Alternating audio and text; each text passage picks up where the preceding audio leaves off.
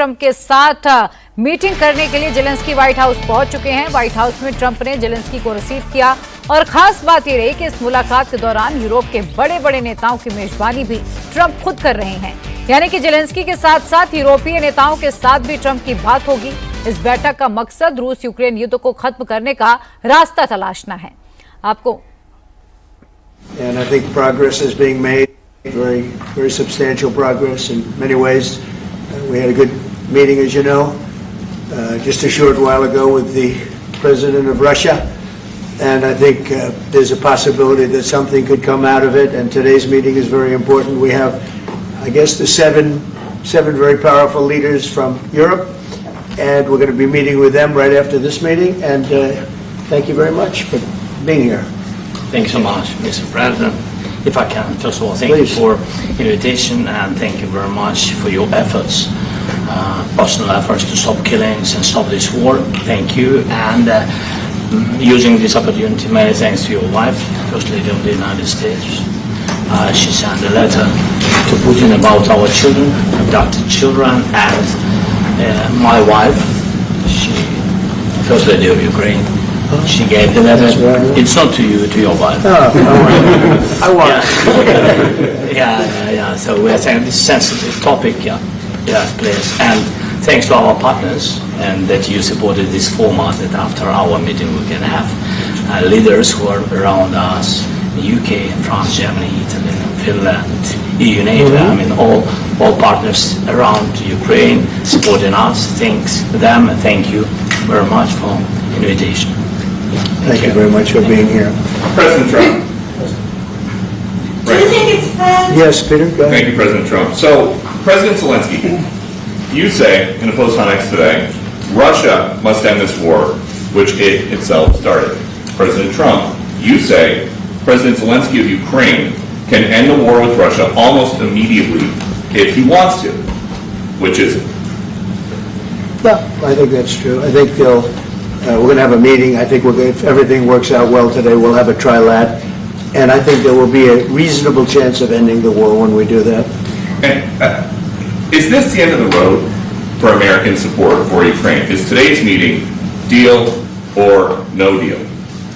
I can never say that. It's never the end of the road. People are being killed and we want to stop that. So I would not say it's the end of the road. No, I think we have a good chance of doing it. It's been almost 4 years now that a lot of people were killed last week. A lot of people last week. I mean, millions of people killed, but a lot of people last week for whatever reason. A big number, a lot of soldiers, on both sides. And I know the president, I know myself, and I believe Vladimir Putin wants to see it ended. And as you met with Putin on Friday, today you've got President Zelensky here. As you listen to Russia and Ukraine, which side has the better cards? Well, I don't want to say that. I'm just here to be. Look, this isn't my war. This is Joe Biden's war. He's the one that had a lot to do with this happening, and we want to get it ended. And we want it to end good for everybody. We want it to end good. The people of Ukraine have suffered incredibly. And to that point, President Zelensky, are you prepared to keep sending Ukrainian troops to their deaths for another couple years, or are you going to agree to redraw the maps? Thank you for your question. So, first of all, we live under each day attacks. That today have been a lot of attacks and a lot of wounded people, and the child was dead, small one year and a half. So we need to stop this war, to stop Russia, and we need support American and European partners, and we will do our best for this. So, and I think we show that we are strong people, and we supported the idea of the United States, personally of President Trump, to stop this war, to make a diplomatic way of finishing this war, and we are ready for trilateral, as President said. This is a good signal about trilateral. I think this is very good. Thank you. Mr.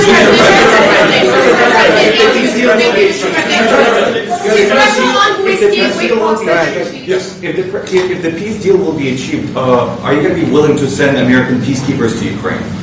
Well, we're going to work with Ukraine. We're going to work with everybody, and we're going to make sure that if there's peace, the peace is going to stay long term. This is very long term. We're not talking about a 2-year peace and then we end up in this mess again. We're going to make sure that everything's good. We'll work with Russia. We're going to work with Ukraine, and we're going to make sure it works.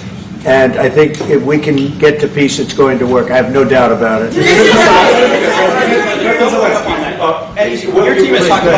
Your team has talked about security guarantees. Could that involve U.S. troops? Would you roll that out in the future? We'll let you know that maybe later today. We're meeting with 7 great leaders of great countries also, and we'll be talking about that. They'll all be involved, but there'll be a lot of help when it comes to security. There's going to be a lot of help. It's going to be good.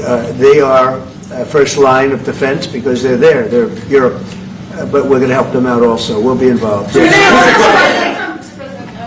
Vladimir Putin mentioned that the war will not end without addressing the root causes of this war. Have you had an understanding what are the root causes of this war? Well, look, the war is going to end. When it ends, I can't tell you, but the war is going to end, and this gentleman wants it to end, and Vladimir Putin wants it to end. I think the whole world is tired of it, and we're going to get it ended. It was, I've done 6 wars. I've ended 6 wars, and I thought this maybe would be the easiest one, and it's not the easiest one. It's a tough one. A lot of reasons for it. And they'll be talking about it for a long time, but they'll be talking about the others. Look, India, Pakistan, we're talking about the big places. When you look at, you just take a look at some of these wars. You go to Africa and take a look at that. Rwanda and the Congo, Republic of the Congo. That's been going on for 31 years. And so we've done a total of 6, and we really have 6, not including the fact that we obliterated, and it turned out to be a total obliteration, the nuclear, as you said, the future nuclear capability of Iran. And this one, I think we're going to get solved also. I feel confident we're going to get it solved. Like guarantees or special envoy put forward. Thank you, Mr. President. Can you tell us about your conversations with European leaders and what they need to see to support an end to the war? Yeah, well, we're going to be meeting with a great representative group and 7 very powerful, very big countries and great people, all friends of mine and friends of yours. And we're going to have some suggestions made. They want to see peace. They would like to see peace. President Russia, you said last In night the red. President Trump, do you think it's fair for Ukraine and for Russia to achieve a lasting and durable peace if Ukraine cedes its territories that Russia hasn't yet conquered? Do you think it's a fair peace for Ukraine? We're going to have a lasting peace. Just to answer the first part of your question, we're going to have a lasting peace. I hope it's going to be immediately. I hope it doesn't have to go on. And I think people of the whole world is going to be very happy when that's announced. Mr. President, you posted on social media, Mr. President, a very touching letter from the First Lady. And the letter was hand-delivered to President Putin. And it calls for an end to the war, essentially, because of the children and the children's future. Why did the First Lady feel that letter was necessary? Was it because she believes that Mr. Putin is the aggressor in the war? Is a similar letter being hand-delivered? Children, she has a wonderful son that she loves, probably more than anybody, including me. I hate to say it, but she loves her son. She loves children, and she hates to see something like this happening. And that goes for other wars too. I mean, she sees the heartbreak, the parents, the funerals that you see on television. Always funerals. We want to see something other than funerals. No, she felt. It was a beautiful letter. It was very well received by him. And she did ask me to say, she would love to see this end. She would love to see it end. And she says it very openly, very proudly, and with great sorrow because so many people have been killed. Last week, Brian, go ahead, Brian. Yes, sir. I've got a question for each of you. Yes. First of all, President Zelensky, you look fabulous in that suit. I said the same thing. Yeah, you look good. I said the same thing. Yeah, looks good. I said the one that attacked you last time. See, that was I remember that. I apologize to you. You look wonderful. No, my first question for you, President Zelensky. In the same suit. You see, I changed your Maybe yours is much better than mine. Real quickly, upon peace, God willing we get peace, are you open to holding an election in your country? Yes, of course. We are open for election, yes. We have to do safety circumstances. And a little bit, we need to work in the parliament, because during the war you can't have elections, but we can do security. We need, maybe, how to say, we need a truth, yes, everywhere, in the battlefield, in the sky, and the sea, yeah, to make possible for people to do democratic, open, legal elections. So you say during the war you can't have elections. So let me just say 3.5 years from now, so you mean if we happen to be in a war with somebody, no more elections? Oh, that's good. I wonder what the fake You like this idea? Yeah. No. Speaking of news, I got a question for you. This sounds insane for me even to ask this, but do you think the American media really doesn't even want a peace deal? Because they've been so critical of you every step of the way as you lead the charge for peace. It's an amazing phenomenon. I said that if in the settlement you got Moscow, St. Petersburg, and thousands of miles around them, they would say I made a bad deal. The level of hatred and animosity is incredible. Not with all. I mean, we have great people up here. We also have terrible people up there that I think are told what to say. But, in solving all of these wars, they don't even write about it. I saw major wars. I saw wars that have been going on for 31, 35, and 37, and a couple of quicker ones. One that was going to go into a full-blown deal very quickly. You know what the one I'm talking about. It was a big one. But they don't even write about that. No matter what I do, no matter what, and this is not anything to do with you. It's probably to your advantage in a certain way. But no matter what I do, no matter what deal I make, from my standpoint, you'll come out good. Maybe President Putin will come out good. But they'll say, Trump was absolutely horrible. It's just that, and I've lived with that for a long time. I've lived with it since just before the first election. I used to get great publicity. Now I get the worst publicity anyone's ever gotten in office, but I won in a landslide, so that people understand. They're the only ones that count, ultimately. But I've also had great reporters. I've had journalists that are very good. But it's very sad when you do the right thing. As an example, they said, because of the fact that Vladimir Putin came to American soil, this was a tremendous defeat for Donald Trump. No, it was really wonderful that he did it. It was a hard thing for him to do, to be honest with you. It was the opposite of what they said, but they said it. Now, if he didn't come, they'd say that was also bad for Trump. There's no way. And there's just a great dishonesty of the press, and I think that's why it's lost its credibility. Its credibility is at an all-time low. We have a thing going on right now in D.C. We went from the most unsafe place anywhere to a place that now friends are calling me up, Democrats are calling me up, and they're saying, sir, I want to thank you. My wife and I went out to dinner last night for the first time in 4 years, and Washington, D.C. is safe, and you did that in 4 days. I'll tell you, it's safe. I had another friend of mine, he has a son who's a great golfer, he's on tour, and he came in 4th yesterday in the big tournament where Scotty Scheffler made the great shot, and he said his son is going to dinner in Washington, D.C. tonight. I said, would you have allowed that to happen a year ago? He said, no way, no way. He said, what you've done is incredible. And I think the people realize it. But the press says, he's a dictator, he's trying to take over. No, all I want is security for our people. But people that haven't gone out to dinner in Washington, D.C. in 2 years are going out to dinner. And the restaurants the last 2 days were busier than they've been in a long time. So Thank I you. walked around yesterday with MTG. If you can walk around with DC with MTG and not be attacked, this city is safe. Sir, on the security guarantees, Thank you, Mr. President. Last week, you warned of what you called severe consequences if a 30-day ceasefire or any type of ceasefire were not agreed to by Russia. Will there be severe consequences? Does that change because of I your don't meeting think you with need a President Putin? ceasefire. You know, if you look at the 6 deals that I settled this year, they were all at war. I didn't do any ceasefires.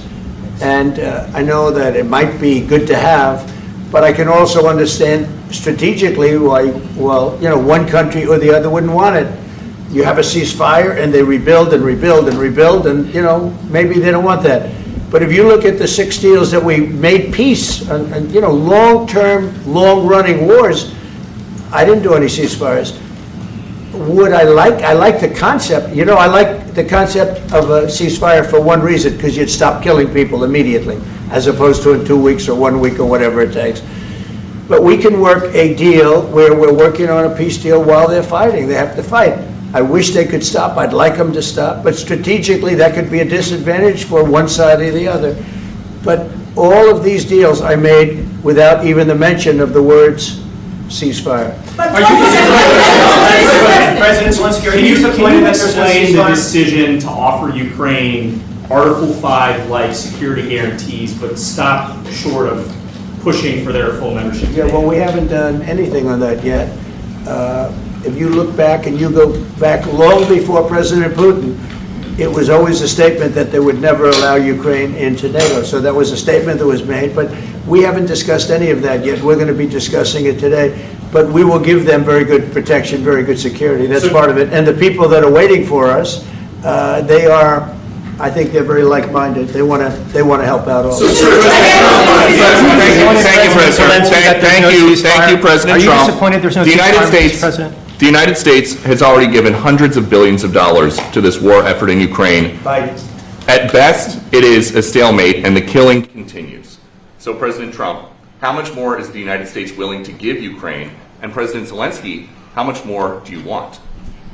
Well, I'll start off just by saying we're not giving anything now. We're selling weapons. This is something before, I guess the number is well over $300 billion. That was under Joe Biden, a corrupt politician, not a smart man, never was. By the way, go back 40 years, he was not a smart man 40 years ago either. But now he's in particular bad. This was done by a corrupt administration that shouldn't have been in, and frankly, if the right results of the election were given, if I were president, this war would have never taken place, and he would have been very happy, because he would have liked to have seen. I mean, they went through hell. He went through hell.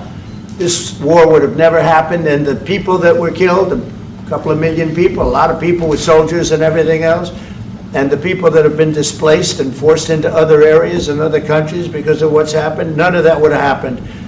And I'm just saying that he was a horrible president, whether it was the borders or this. He was just a horrible, corrupt president. Thank you so much. So first of all, we have possibility now to buy weapons from the United States. We are thankful for this program and this opportunity. We are thankful for Europe. They pay for this. And through NATO program, for example, Pearl and etc., we have some programs where we can have some money to finance this. And this is a part, I think, it's not a part for the war and to defend us. It also will be a part for security guarantees, to strengthen our army, to rearm Ukrainian army. This is very, very important. And it depends how much money we need to rearm. For example, the question of air defense, we spoke about it with President Trump, and I'm happy that we have now bilateral decisions and we work on it with production, American production. Nobody in Europe has so many air defense like Patriots, for example. We need it very much, and this is also about defending. I think the good news, we make the best military equipment in the world by far. You mentioned the Patriots. How good are they? Systems. We have systems, they're literally 100% foolproof. And it's really like shooting two bullets, you know, two bullets hitting each other in the air in a space like this. The chance is 100%. It's 99 to 100%. So we sell the equipment to NATO, and NATO does what, I don't know what the arrangement is that you have with, but I know that they want you to have the equipment. And we're getting the best equipment in the world, but they pay us for the equipment. Under Biden, it was just crazy what was going on. I believe the number is over 300. I think it could be $350 billion worth of equipment and money and everything else. And we've made more progress in settling this war in the last 2 months than they made in 4 years. This should have been settled a long time ago, but it should have never happened. Yeah, please. You pushed out on social media. Brian, go first. You pushed out on social media about doing away with mail-in ballots and potentially electronic voting machines. Can you expand on that and how important Well, that is? that's a very off-topic, just really quickly. Mail-in ballots are corrupt. Mail-in ballots, you can never have a real democracy with mail-in ballots.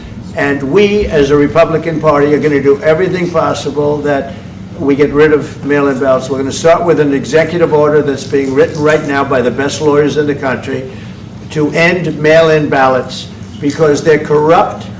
And you know that we're the only country in the world, I believe, I may be wrong, but just about the only country in the world that uses them because of what's happened. Massive fraud all over the place. The other thing we want change are the machines.